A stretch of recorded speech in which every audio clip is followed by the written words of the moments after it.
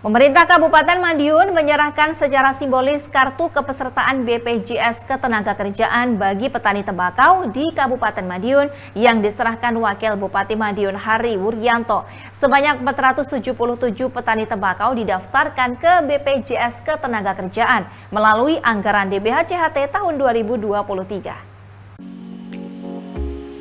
Jaminan sosial merupakan hak esensial yang harus dipenuhi oleh negara sebagai tanggung jawab konstitusionalnya mewujudkan kesejahteraan, memberikan perlindungan sosial agar setiap warga negara dapat memenuhi kebutuhan dasar hidup yang layak.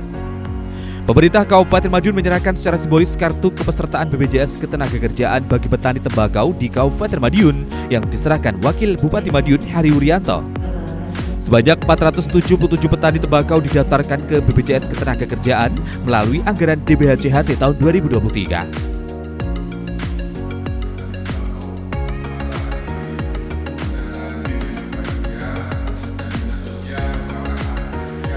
Jadi untuk BPJS Ketenagakerjaan khususnya bagi petani tembakau ini, alhamdulillah untuk tahun ini kita bisa mengcover 477 petani dari 8 kecamatan. Kami berharap ini bisa bermanfaat bagi petani sehingga bisa memberikan semangat para petani untuk lebih kerja dengan giat ya, karena mereka resikonya terjaga. Ya, itu yang kita harapkan. Terus untuk kedepannya gimana Pak? Insya Allah ini akan terus berkelanjutan ya, karena kita setiap tahun akan mendapatkan dana DBH-CHT dan ini menjadi program pemerintah dan memang kewajiban pemerintah untuk menjamin masyarakat dan rakyatnya supaya mereka bekerja dengan tenang. Penyelenggaraan program jaminan sosial merupakan tanggung jawab negara yang harus didapatkan oleh setiap orang. Petani tembakau juga menjadi salah satu pekerja di luar hubungan kerja yang belum terdaftar dalam BPJS Ketenagakerjaan. Mereka tersebar di 8 kecamatan di Kabupaten Madiun.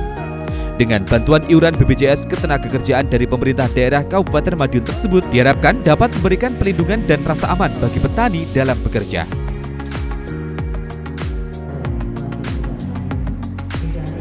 Dengan adanya launching ini ya, launching pemberian perlindungan terhadap petani tembakau sama seperti disampaikan Pak Wabub tadi. Jadi dengan adanya perlindungan ini mereka bisa bekerja dengan tenang.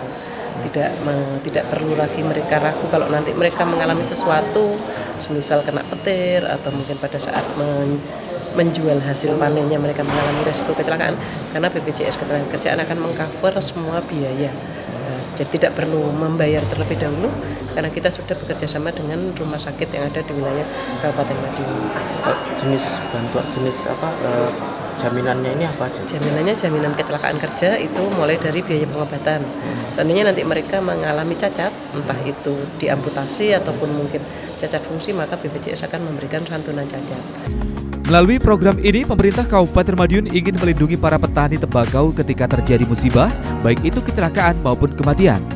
Dengan perlindungan jaminan sosial diharapkan dapat membantu menyantuni keluarga yang terkena musibah dan anak-anaknya atau generasi yang ditinggalkan dapat melanjutkan pendidikan melalui beasiswa. Apabila meninggal dunia, ahli waris mendapatkan santunan dan apabila terjadi kecelakaan kerja, biaya pengobatan ditanggung dan diberikan oleh BPJS Ketenagakerjaan.